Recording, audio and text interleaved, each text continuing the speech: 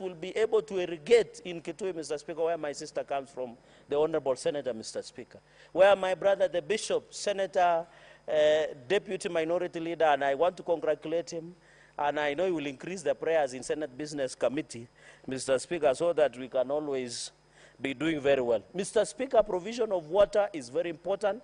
It is a constitutional right, Mr. Speaker, access to clean water. So I want to thank the President for saying all projects, including water and dam projects that are closed. It is to call, Mr. Speaker, the National Irrigation Board, the Ministry of Water, county governments to prioritize, Mr. Speaker, on how to supplement. Because government can do major dams, we want to see boreholes, provision of waters, access to waters, Mr. Speaker, and I think that is what is important, Mr. Speaker. And many other projects, Mr. Speaker.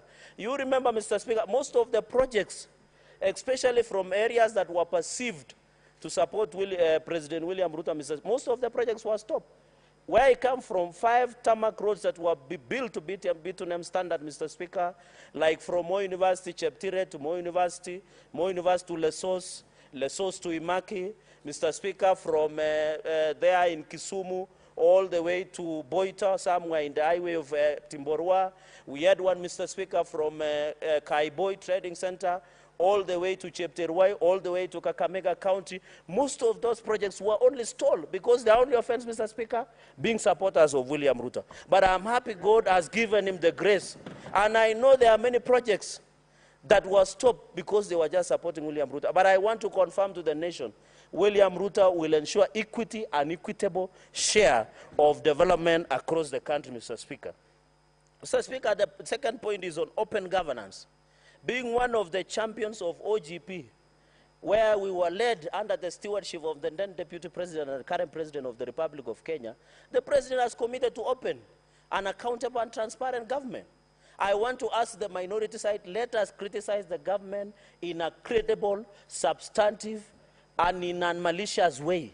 And I agree with the Senate Minority Leader, who is my learned senior and retired judge, your Senator, Senator Stewart Matsayo, when he said, we will give credit where it's due and criticize what is necessary, Mr. Speaker. And I agree, even allow me to borrow sentiments of my good brother, Senator Edwin Sifuna, when he says he does not wish the government to fail because the country will fail. I want to ask my brothers in the minority side, let us support government where it is necessary to for the benefit of Kenyans, and I can assure you the cornerstone of this government of William Ruto will be openness, transparent, and fairness going into the future. Mr. Speaker, another salient feature in the statement and address that was only equated to Solomonic, Mr. Speaker, was on the issue of amending standing orders, Mr. Speaker. I have been the chair of JLAC in this House. I can tell you many cabinet ministers don't want to come to the Senate.